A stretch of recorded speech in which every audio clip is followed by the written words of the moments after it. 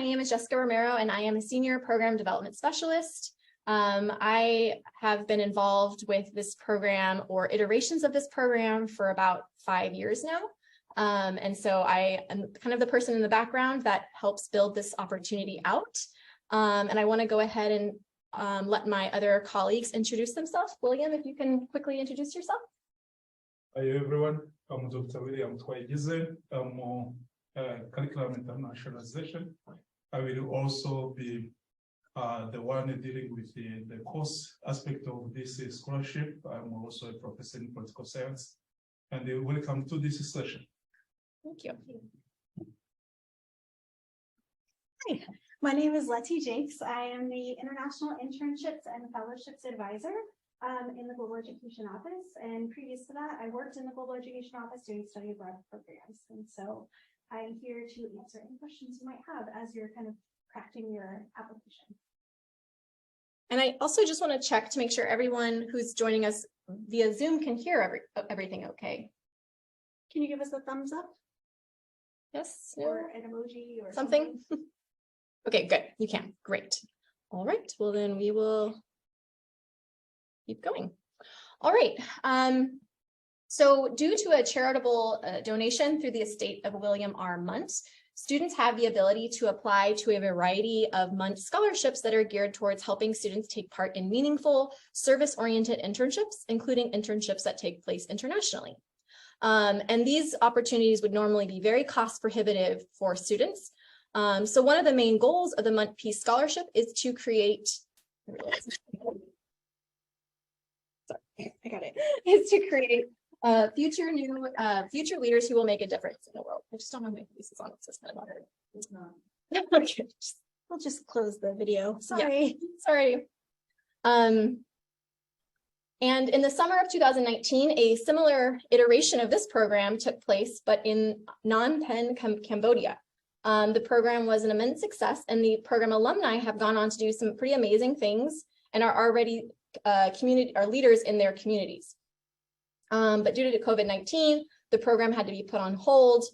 So we're really excited to finally be relaunching this Mundt Peace Scholarship program. And this time it will take place in Cape Town, South Africa during summer 2023. SDSU is working closely with the School for International Training, which you'll hear the term SIT. That's what that stands for, to provide all the logistical support, including the process of placing students in service-oriented internships. But we are really grateful to the donors for making this opportunity possible for SDSU students, and we're really eager to see this program run for many years to come in South Africa. Okay, so here's a quick overview of what this program entails. So the Mundt Peace Scholarship Internships in South Africa is all majors are eligible for this program. It is a competitive scholarship program, and roughly 6 to 8 students are selected for each cohort or for each year, which is this is a cohort model, so students will actually travel together for this program. The scholarship covers the cost of an entire 8-week service-oriented internship experience in Cape Town, South Africa. We're going to discuss specifically what that entails, all the inclusions, but what you just need to walk away from is knowing is literally everything is covered with the scholarship. There's no out-of-pocket cost for students.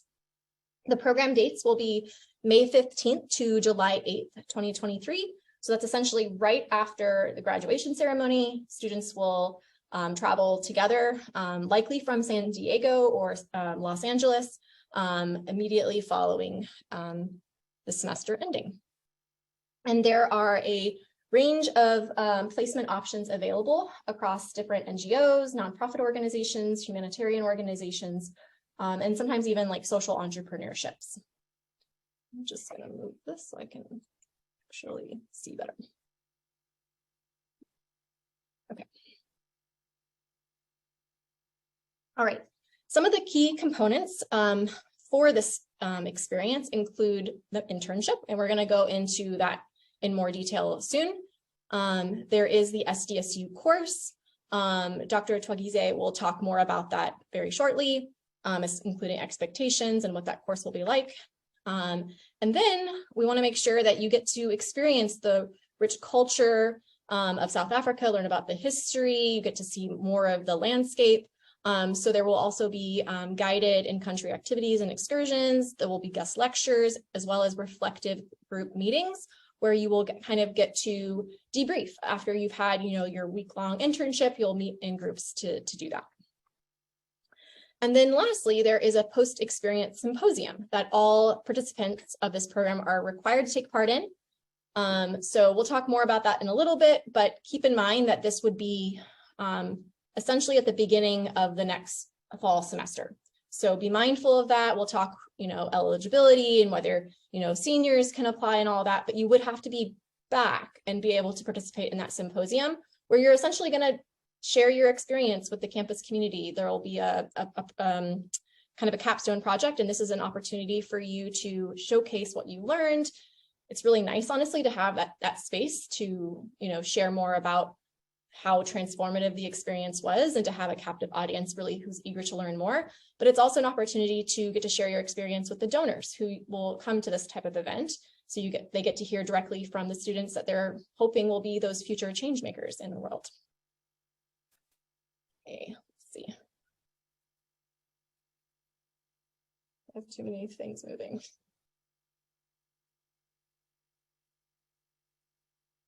Okay. All right, I'm going to hand it over to Letty now to talk about internships. This is my cue. Hi, hello, welcome. Okay, so internships, you will be working in an organization. And so thinking about what types of internships you'll be working in. And so the Mundt family is really, really focused on future new leaders who will make a difference in the world. This is kind of their slogan, their motto. And so working with SIT, this organization has been chosen specifically because it mirrors their goals in terms of making a difference in the world, supporting peace and security. And so all majors are eligible because we all work together to create a better world. So organizations can be focused on education, law and social justice, peace and conflict resolution, healthcare and welfare, art, theater, cultural preservation, sustainability, and climate justice, as well as social work and child advocacy. And so you may not be seeing your specific major, perhaps your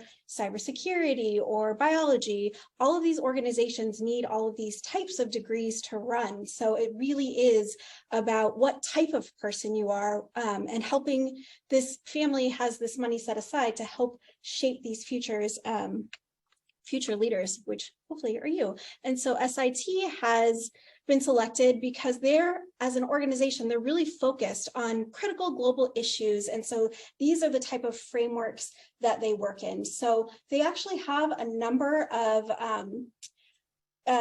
programs that they already run in South Africa that are really focused on these areas and this type of worldview and this type of perspective. And so Stuart is the academic manager in South Africa. He has lived there for many, many years, and he has a lot of connections with businesses and organizations in Cape Town. And so they work really hard to align your goals, your interests with matching you with these internship placements. And so some examples of internship options. And so we've linked some of these organizations. It's not limited to this. There are hundreds of organizations that you could work in, but I just want to take a moment to kind of give you some tips as you're thinking about who you are, the kind of work you want to do, and tips for your application process and like how you can frame it. So for example, Human Rights and Media Center, taking a look at their organizations, what their mission is, what their vision is, and how does your perspective align with these types of missions, with these types of visions? What are you doing in your classroom, in your studies, in your major, outside of the classroom? What type of leadership responsibilities do you hold? Do you see something having to do with transitional justice or media training or refugee rights? Are these aligning with your values and your mission as well? So this is one example, or Whole World Women Association, taking a look about us. So South Africa is very diverse, which William will discuss in just a minute, but a lot of these organizations are multicultural, dealing with very diverse populations as well. And so just a whole range of opportunities. And so for asylum seekers and thinking about going to South Africa to learn, and how can you bring that back to San Diego? San Diego is the highest, has the highest concentration of refugee replacement in the country. And so if you're in South Africa, learning their perspective, you're bringing a dynamic perspective when you're coming back to San Diego to do work here. So that is the kind of student and learner that we're looking for. And so all of these organizations are very, very different. And so working towards just energy transition. So just really exciting things, and being on the cutting edge of work that's going on in South Africa, and how can that help you become a more competitive job applicant in the future when you're out of SDSU and you are looking to use this experience in your job search, in your cover letters, in your resumes, in your interviews. It's really great experience that will just help you in your professional life in the future, as well as your personal life. And so the internship placement process, so after you've applied and you've been selected, then you're going to work directly with SIT to secure an internship placement based on your skills, your major, your interest. And so you'll go through an interview process directly with SIT and with Stuart, the academic manager in South Africa.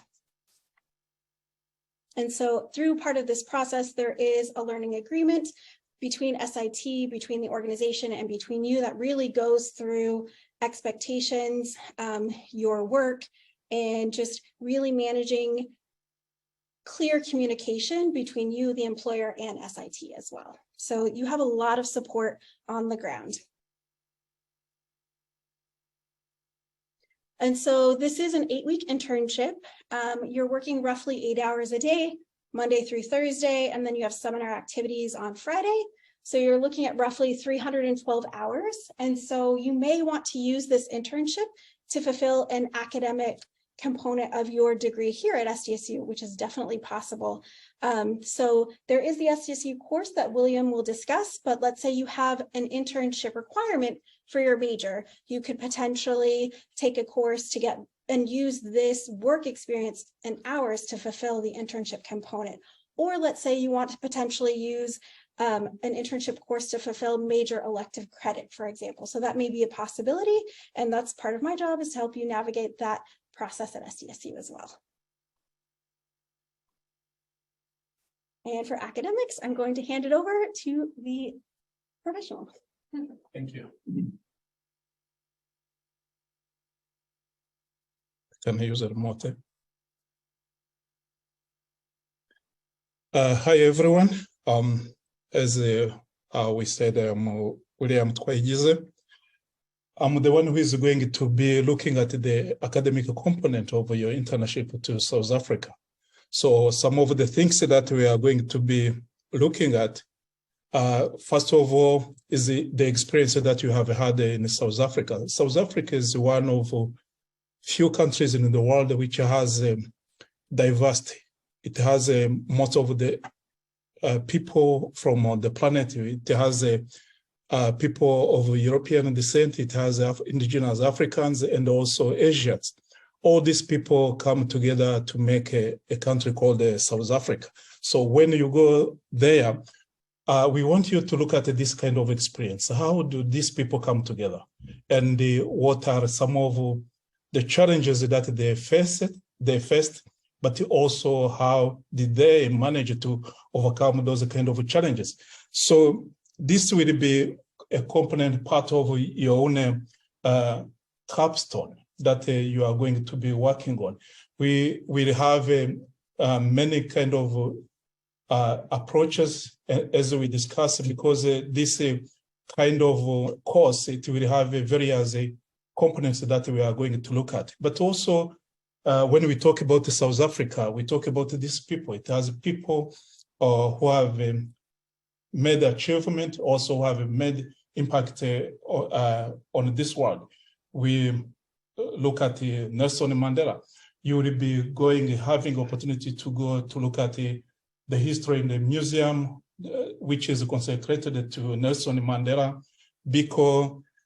Bishop Desmond Tutu, but also looking at the scientist called Abdul Karim, who has also made impact on research related to HIV. But also you will have opportunity to probably watch movies and some other comedic show that these people like Trevor Noah, some of you might know him, and also Charles Theron. So South Africa will give you experience like no other because of its location. But also one of the things that we have to remember when we go to South Africa is that South Africa has two extremes. It's wealthy, but also it has people who are experiencing poverty. So when you go there, as my colleagues have talked about, identify one topic and develop that one topic, do research on that one topic, so that when you come, actually you can participate in a capstone. And I will be teaching that course, and also it will be in a person. It means 2 sessions before you go to South Africa. Then we will have also 4 virtual sessions while you are in South Africa. Then after that, we are also going to look at the objective of this course, the things that it's going to help you achieve.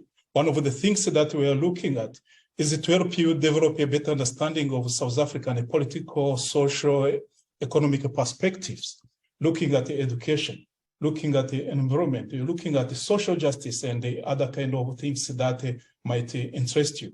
And also this program is going to help you enhance your intellectual competence and become a more compassionate global citizen. And the other things is it will help you understand how openness and also discussing hard topics can help people learn about the tolerance, but also come together to build a nation. Other kind of things that this internship is going to help you, and the course is to learn how to use non-verbal communication skills, because you will be interacting with people who speak other kind of languages. In South Africa, they speak they speak English, but also they speak Afrikaans, but also they speak other local languages, such as Xhosa and Zulu. All those kind of things, experiences that you cannot get in other kind of atmosphere and settings, apart from South Africa. The Capstone project will focus on education, peace building, sustainability, social justice, public health, arts, and environmental protection. So those are some of the things that you are going to look at. As you go down there, you meet people who have expertise within the community in South Africa. They will help you navigate these topics. But also you will be there to help you develop the content that you have collected. Because another objective of this internship is to help you know how to collect data, but also to do research and take that research and develop a presentation out of it that you will be sharing with the people who sponsor this program. The Capstone Project Symposium, as my colleagues have talked about it, it's when you are done with the internship. You are back here.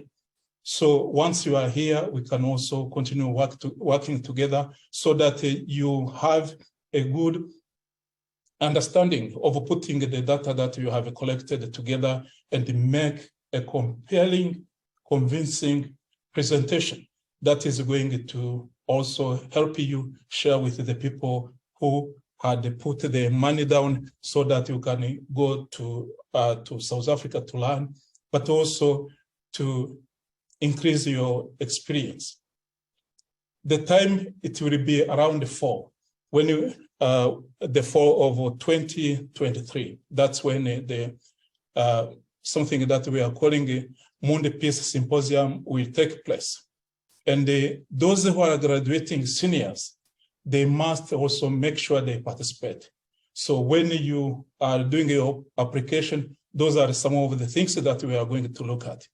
And also the presentation will be shared with the people who have sponsored you, so that also they see that where they have put their money actually has contributed to the transformation that they are looking for. Thank you. Thank you. Okay, so that was an overview of internships, how that process works, also the course component that goes alongside of this opportunity. I'm just going to quickly try to.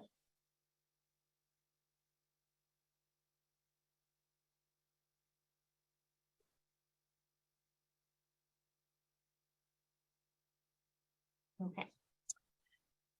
All right, so in order to gain a broader understanding of the history and geography and really the beauty of South Africa, students will also get a chance to take part in several pre-planned excursions and activities that will complement their internship experience. So one of the first excursions that students will take part in is a visit to Robben Island, which is off the coast of Cape Town. It's a World Heritage Site.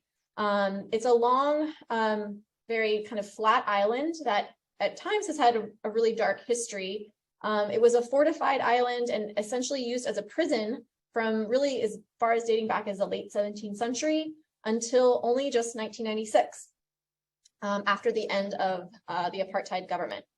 Political activist and lawyer Nelson Mandela was imprisoned here on the island for 18 of the 27 years that he was imprisoned before the fall of apartheid and the introduction of a full and multiracial democracy. He was later awarded the Nobel Peace Prize and was elected in 1994 as the president of South Africa, becoming the country's first Black president and serving a term from 94 to 99. And in this photo, you can see this is a photo of him actually returning to the same cell that he was imprisoned in for those 18 years. And so it's a really powerful experience to get to see, this space, but it's also an ecological preserve and it's a World Heritage Site. So that will be one of the activities that you will do. Another one will also kind of be exploring the darker past of South Africa, where students will visit Langa Pass, which was, it's now a museum, but in the past it was a building that was used during the apartheid government where Black South Africans had to present their identity cards and pass into the Langa neighborhood. And if they didn't have their pass, there was a court where these individuals would be tried for breaking those pass laws. So it's just essentially a relic of that past, but you get to see in like very telling photos and oral histories what that experience was like. And these experiences or these excursions will help contextualize some of that dark history of the apartheid government and really give students an opportunity to understand the significant progress and reconciliation that has taken place from not that long ago. Most of you probably weren't quite alive during the apartheid government, but it really wasn't that long ago. And to see all of the Dr. Twigeze already mentioned it, but it's essentially all of the progress and reconciliation that has taken place since that time.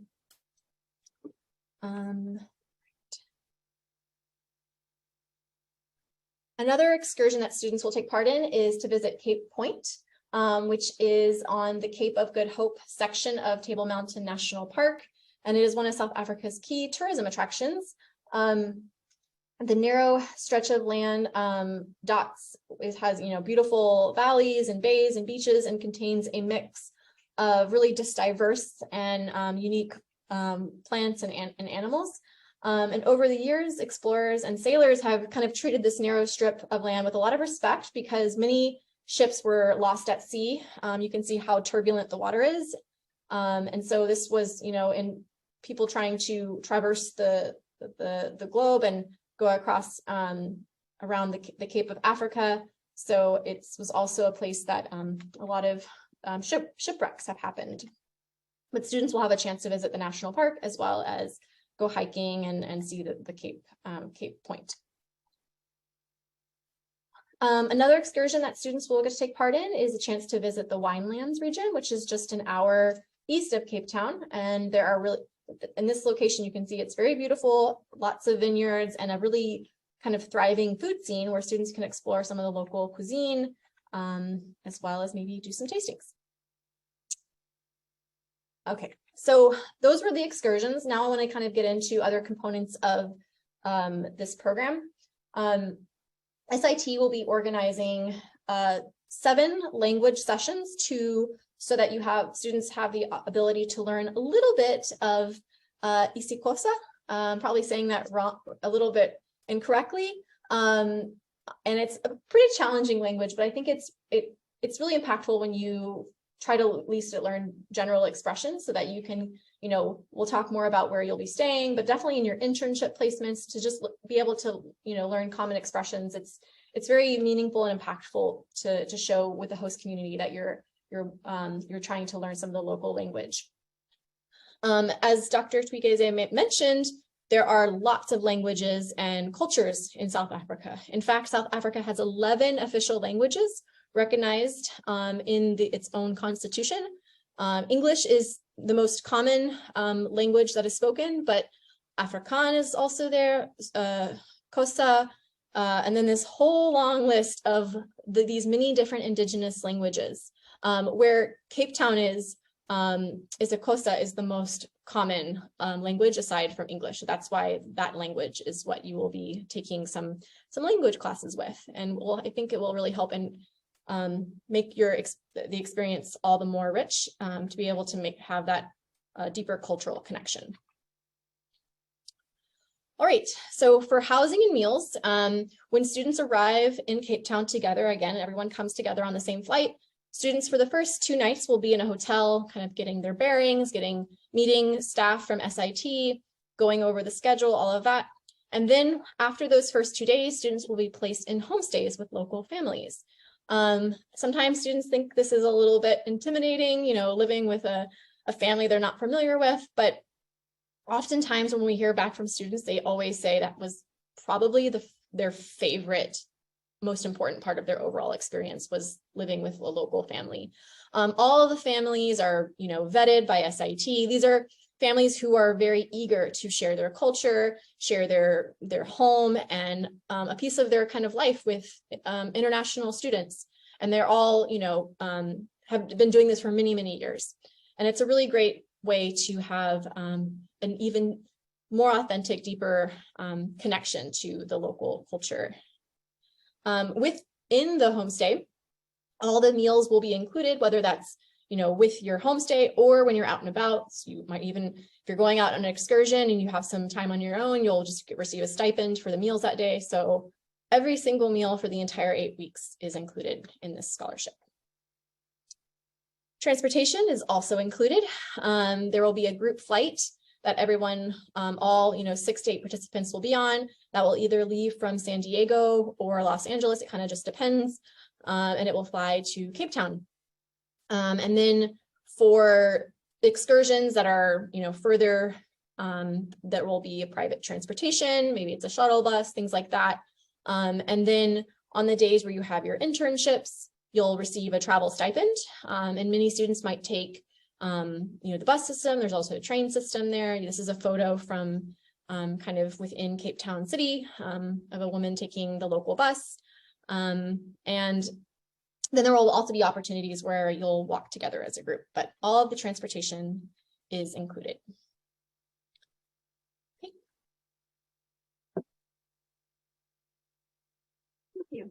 Wow, this is amazing. I want to do this trip. So now the meat of this, the application and selection process. How do you actually get chosen to participate in this fantastic opportunity?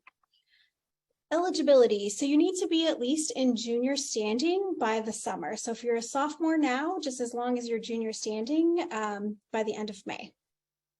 And if you're a senior and you're graduating, as they mentioned, you would just instead push your graduation date back to an August graduation, and you are still eligible to participate in May commencement. So if you are graduating, you can still participate in the ceremony and walk, and your parents will be really happy about that. And then, as they've said, you need to be back in San Diego to actually present in the symposium if you are no longer a student during the fall semester. So graduate students are also eligible to apply.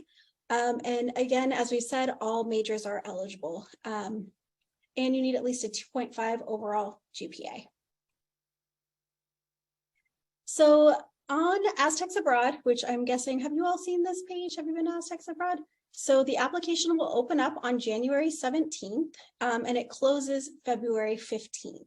And so we will have the actual application questions available to you prior to this date, so you can go ahead and work on that. It's just that's when it's actually going to be open. Getting it in on January 17th does not give you any kind of priority for someone who actually applies on February 15th. So we are looking at the entire pool. It's not first come, first serve.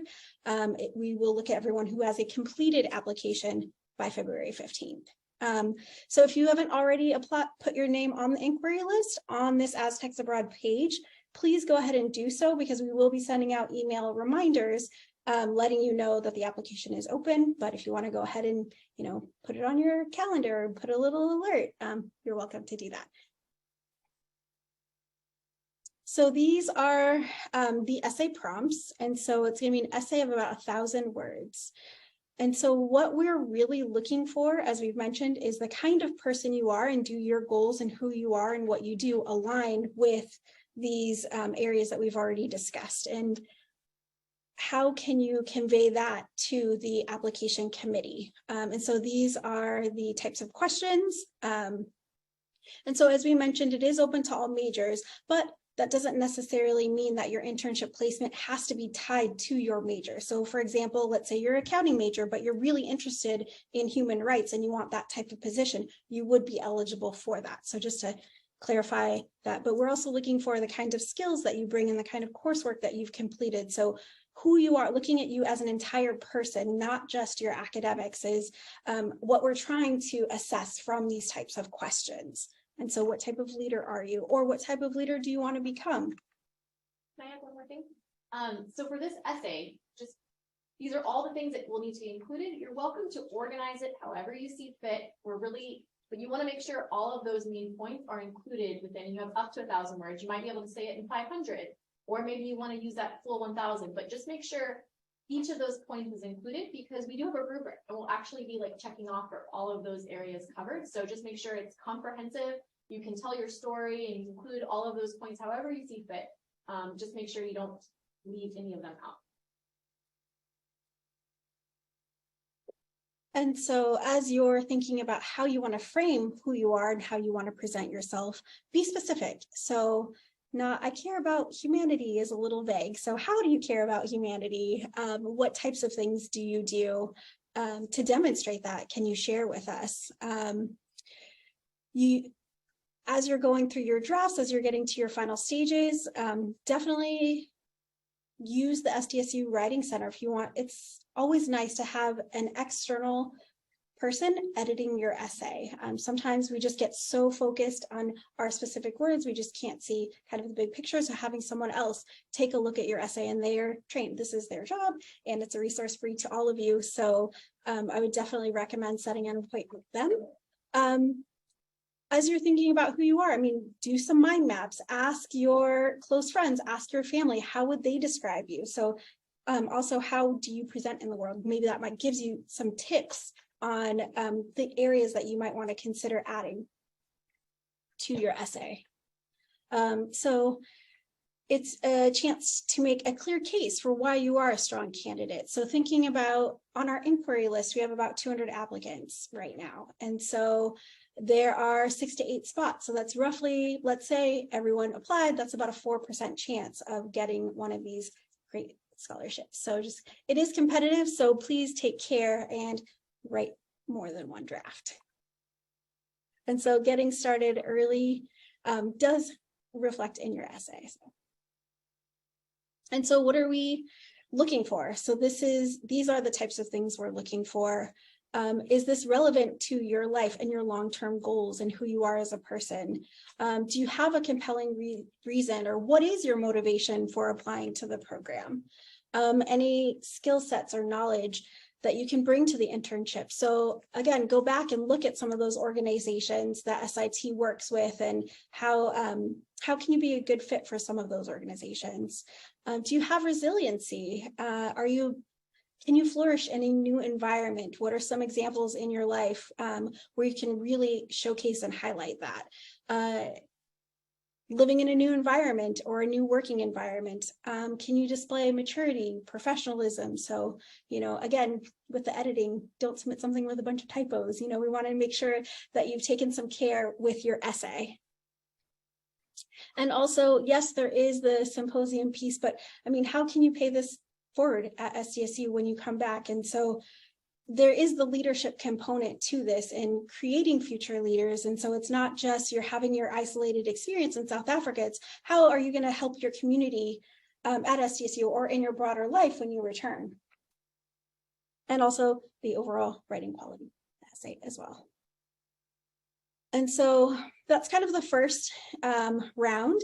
And then some students will be selected for an interview. And so this is kind of the second round. And so we will be invited and we will grill you in a nice way to give you the chance to in person highlight who you are and go through this next round. And so it's about 15 minutes with the scholarship review committee. And so the deadline for this is February 15th. And so this should be shortly after that. So we plan to make final decisions probably no later than mid-March. And so as we've said, it's a competitive process, 6 to 8 applicants for summer 2023. And if you are not selected, because it is pretty competitive, we would encourage you, if you are still a student next year, to apply again. There is funding for this program to continue to run. And questions?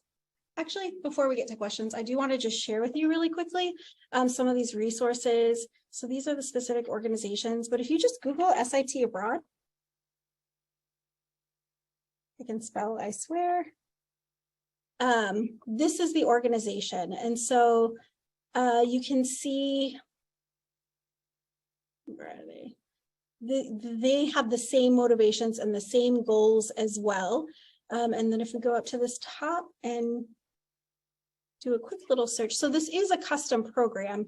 But if we look at the programs, and let's say we just want to look by location and go down, and we're going to go find South Africa, and you can get an idea of the types of organizations based just on the titles of the programs that they currently run that any student could pay to participate in if they wanted to. So there is community health and social policy, multiculturalism and human rights. Let's find someone. So social justice and activism internship. So if you go down here and take a look, and this will just kind of give you some ideas of the work that SIT does. And so this one's really focused on like peace and justice, and also pictures to continue to pique your interest and imagine yourself in Cape Town. Okay, now questions. Yes. Are we able to like go to different parts of Africa? So you saw all the inclusions, and that will be what is, a part of the program. It'll be all planned out, and transportation, everything is included. It's a pretty set schedule. Like you saw on the schedule for the internships, it's Monday to Thursday that you are working 8-hour days in your internship. And then some of those weekends will also be used for these excursions. There probably will be, I think, if I'm remembering correctly, there's like a free weekend type of thing, and you're welcome to do. I would encourage you more regional. Africa is very big.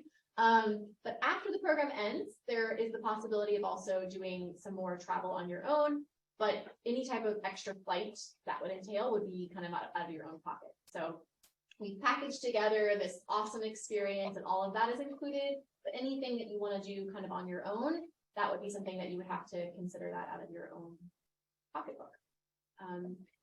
Yeah, it's a far place to travel, so if you're able to fit in some additional travel, that's really great. And SIT is really nice that you'll have access to staff. So you can also get recommendations for like, what's a cool place to go to this weekend? Even if it's within South Africa, there's a lot of other places that you're not traveling. It's mostly really based in Cape Town, and there's other cities that can be visited as well. And they can provide recommendations for, you know, how to get there, what kind of travel to use, buses and things like that. So you get to explore additionally outside of what is already planned for this program. Just a couple questions from the chat. Yes, this is being recorded, and we will put this recording on the Aztecs Abroad brochure page, so it will be accessible to anyone who's looking at that.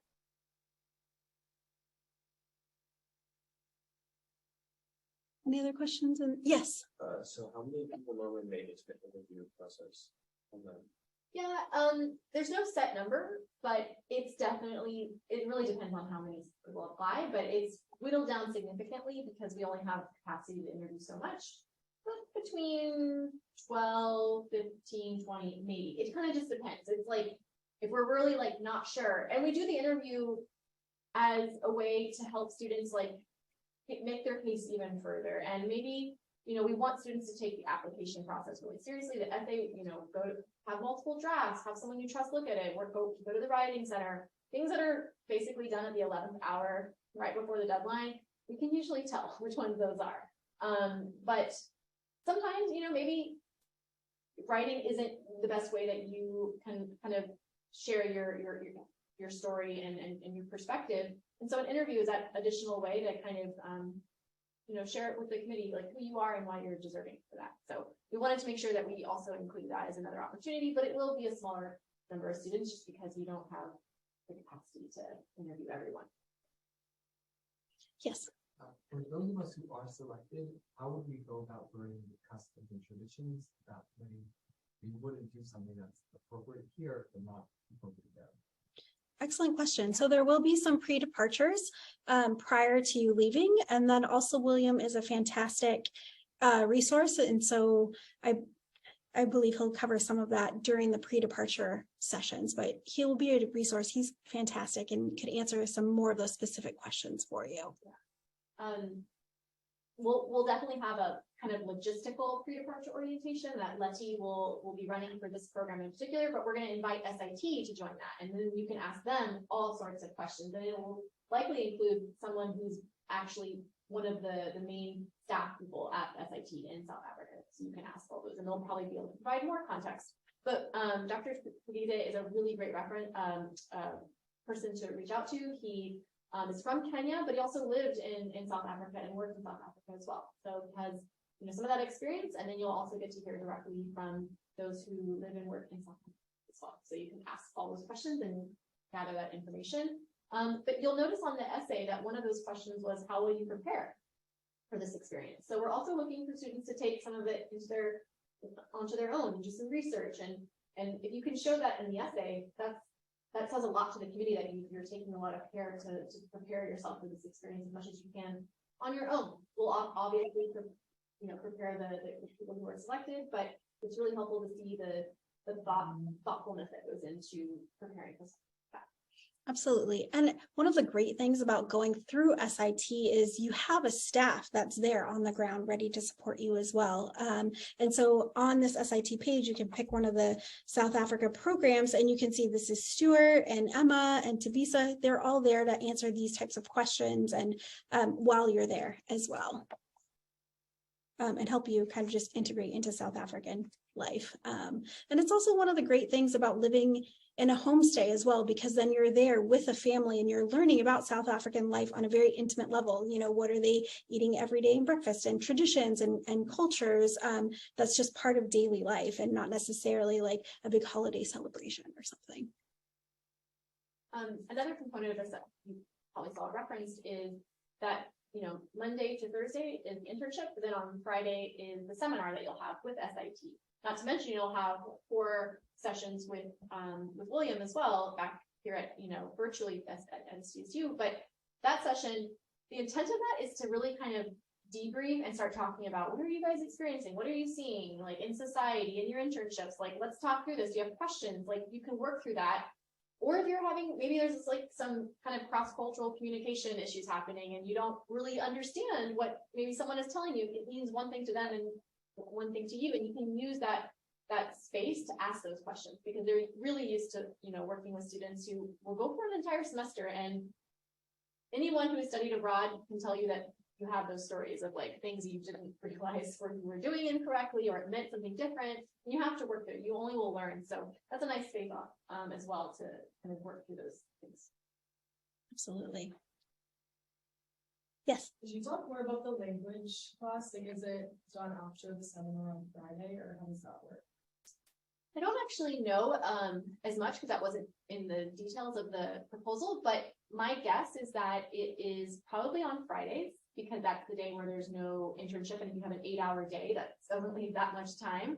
And there's 7 sessions, and it's an 8-week program. So my guess is once a week you have a session, and it's probably just grows as you're exposed to more language and you're hearing certain expressions in the streets and things like that. That would be my guess. But I'm not exactly sure if it's like, I don't think it's all at the front. I think it's meant to kind of help you throughout the kind of progression of the experience. Yeah. So since early September, there's like a presentation, would you not be able to do a study abroad in the fall of this upcoming year? So we really do want students who are participating in this program to take part in that symposium. It's a really great opportunity as well. It's like professional development, honestly, because you get an opportunity to showcase and share your experience. I think we're going to try to have it basically right when the semester begins so that students can kind of go off and do especially seniors who have graduated, and they can go off and do things in their life. And we'll try to make it like on a Friday or something like that. So it's like kind of like a long weekend type of thing.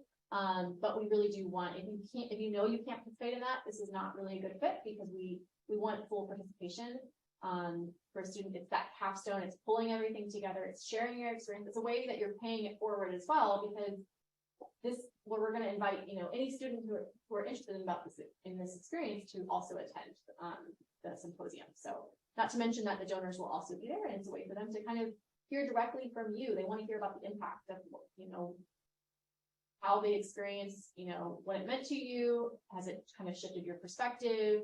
What are your goals now? All of those things, it gets them, I've seen them, and it gets them like really jazzed to like hear directly from students about like, to just, they want to just hear the stories. So we want to make sure that we present that opportunity for them to hear back from students.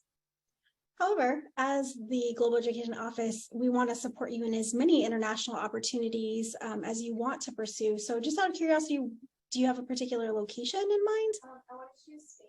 Okay, I'm just thinking of dates, because it could be that the semester starts, let's say mid-September, end of September. And so then that would align. If we're doing this at the end of August, then you would be able to participate kind of in both options. And so as you kind of just thinking about that, it may be a possibility. And there are programs in Spain that do have a later start date. So just kind of keeping that in mind when you're doing your application process. And there's a universal deadline of February 15th if you're looking for a fall study abroad program. And I'm also here to help you look at other internship options as well. So I'm happy to discuss those with you. Yes. What apply? Are you only applying for one like section, like say justice or sustainability, or like are you trying to combine some of those, or is it specifically one area? It's not. Great question. In the past, that was the case, but not this round, not in South Africa. So it really is, who are you as a person, and then matching you with your skills and your vision, and the placements that are available. They work to kind of find a placement for you. Yeah, you don't have to, like, that list is there just to kind of inspire you and show you previous placements that SIT has put together for students, and these are their partners, so they already have this running list. There's also no guarantee that if you have your heart set on one, like it's a two-way street, and it's like, okay, what skill sets do you offer? But is there a need this summer for them? Maybe there isn't. So SIT will work directly with the students that are selected and the organizations to make sure it's the perfect alignment, it makes sense. So you're welcome to talk specifically about some of the placements. Maybe you're like really excited about one and it's perfect alignment. Go ahead and do that. But just know that there's no guarantee that it will definitely be that one. They'll try their best, but there's so many factors at play.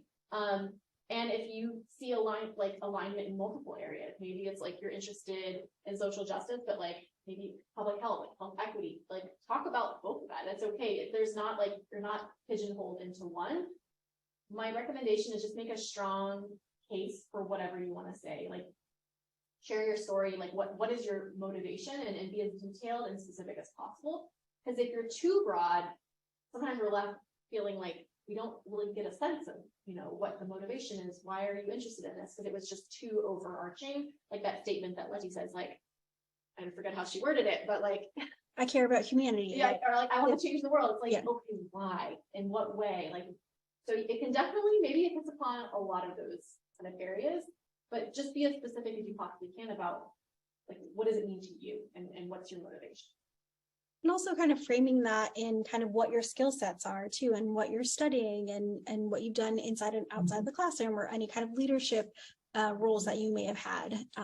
So that kind of helps narrow it down as well. Yes. So, if you won something from the month before, does that like disqualify you or something? Sorry? If you won something from the month before, because I got an internship, but it's not a study abroad. It was more like here locally. So I was wondering if that would affect like your eligibility. It shouldn't. Yeah, because they're very different. The months support several different scholarships, and this is the only one that's like international like this. Obviously, the scholarship amount is much higher because it's 8 weeks in South Africa, so it doesn't prevent you from being eligible. Would it be good to mention it? If you had some really, like, did you do the internship one here in San Diego, that one? Yeah, I'm still doing it. Yeah. And if it's having a pretty transformative experience, I think that's something you would really want to share, because it's part of, we talk about leadership skills, like talk about whatever's relevant. And leadership skills can be like actual, like an internship or work, but it could be in your community. It could be here on campus, like pull from all of the different, things that you've done, so that it can really paint that really rich picture about, who you are and why you think that you're a really strong candidate for this opportunity. Oh, sorry. Sorry. There was mention of community outreach involvement. Is that something we have to take full responsibility for and do independently, or are we going to get help from the organization? Does it happen during our 8-hour shifts, or is it something we do after? Sort of like surveys and interviews, or what does it look like? Do you mean like as part of the symposium part, and going back to kind of like the questions, like how are you going to affect your community once you've completed, or?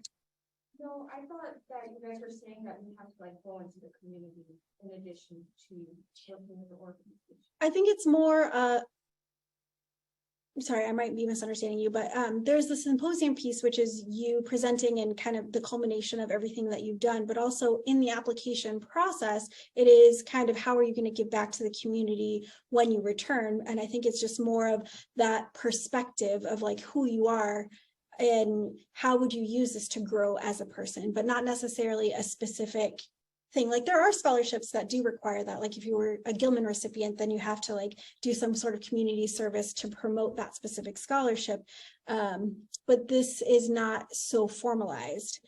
But the previous recipients have been really fantastic about like, not this particular info session, but other info sessions, and coming to explore and sitting on student panels to really talk about their experience and share it with other interested parties. Yeah. A little bit of backstory, that the reason that's in there is because, looking at that, the goal of the donors is like to create future change makers. If you can be as specific as possible, is like, okay, you're going to have this amazing experience. You're hopefully going to make some positive contributions, that you're going to learn a lot from this experience. Probably you'll learn more than you're able to even contribute. And when you come back, what are you going to do with that? Like maybe it's in your local community, maybe it's with an organization you work with, maybe it's in whatever it is, but just be as specific as possible to share what that is. And we've also had students who have said, like, I'm part of this organization. I want to share this opportunity with them. So I'm going to do like a presentation to them, or like whatever it is, but there's not like a checklist that we'll be like looking at afterward, but we want to see, where is this going to go? Like, does this have that kind of cascading domino effect where maybe you're transformed from it, you go on and you share this opportunity, and then other students apply. Or like we have those info sessions that were, alumni can talk about it. Or maybe it's something where you learned a lot from your internship and you're gonna now use what you learned and apply it in a new context. It can be so many different things. And the more that you are specific as to what you would like to do with it, all the better, because it's painting that picture about why you are a strong candidate for this opportunity. Does that answer your question? Yeah. Okay. And so it's a bit open-ended. And so just kind of thinking about who are your, like what circles are you in at SDSU currently? Like, are you in EOP or some student organization? Like if you went on this, could you potentially do some sort of presentation for them, or offer to take over their social media when you're in South Africa or something? I mean, it's pretty broad. So Do you have any questions from the chat? The most important one that I was gonna ask for you is what specific traits are you looking for from applicants? I think the criteria is pretty much like, it's from our rubric. So some of the keywords you're seeing there is like, there's the whole connection to your long-term goals. That's that first part, right? And then you're seeing words like resilience, ability to flourish, being able to deal with ambiguity and not let it overwhelm you and to work through it, because that's what life is, right? And so showing examples of how you've done that in the past. Maturity, professionalism. This is a professional internship, and you're going to be able to put this on your resume and talk about it to future employers. So we're looking for students who are able to display that professionalism. You can see that usually in someone's writing, but then we also, of course, can see that through an interview. Demonstrated leadership skills. I mean, all of these are the things that we're looking for. So this is what you really want to work with. This will be available on the brochure page as well. But these are the key areas that we have a rubric, and we'll be kind of checking them off as we are reading through the applications. And in terms of traits, just again, that resiliency, the flexibility, and like the willingness to learn, I think is a big one as well. I have a question. Go ahead. When we go, we're specifically targeting any challenges in Cape Town, or just kind of like contributing to the society. Like, are there any specific challenges we are going like to target and work for? I think the internship is The internship, yeah. Yeah, the internship will, you saw that if you go, can you go back to all the areas?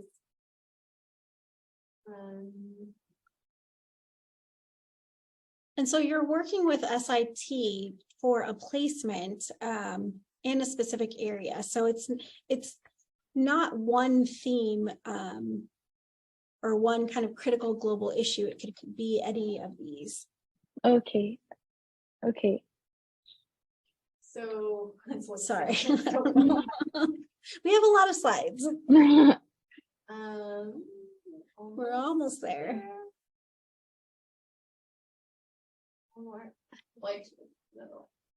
Okay. So this is like the main areas that these organizations will be focused on. Again, you don't have to come from this background, but this is what the organizations will primarily be focused. Maybe there's an intersection of both of them at some of these organizations. And so this is what you'll be focused on. And you might be making some contributions. That's where you can highlight what your skill sets are, what your experience is. Maybe they're looking for someone who, has managed a social media account, and that's like a specific skill set. Or someone who has done blogging, or you have some, coding experience, or you've worked in a community and worked with kind of counseling and things like that. So highlight those, and you're going to likely make those contributions with the organization, but you're also going to learn and gain a lot from this experience. And that's where we want you to talk about, okay, now that you've had this opportunity and you've gained new skill sets, learn more, how are you going to now take that and transform your own local environment, whether it's your neighborhood, your student organization that you now, like, maybe you want to take on a leadership role in that organization, and you're really inspired by X, Y, and Z things that you did in Cape Town. So just be as specific as possible. Like, use real examples of things that you actually want to do, because it makes such a huge difference when you have a committee who are reading these essays, and we're reading a lot of them. You don't really stick out if you're very broad, but if you are very specific about what exactly you hope to do, that's the ones that you will really remember when you have a stack of 100 applications that you're.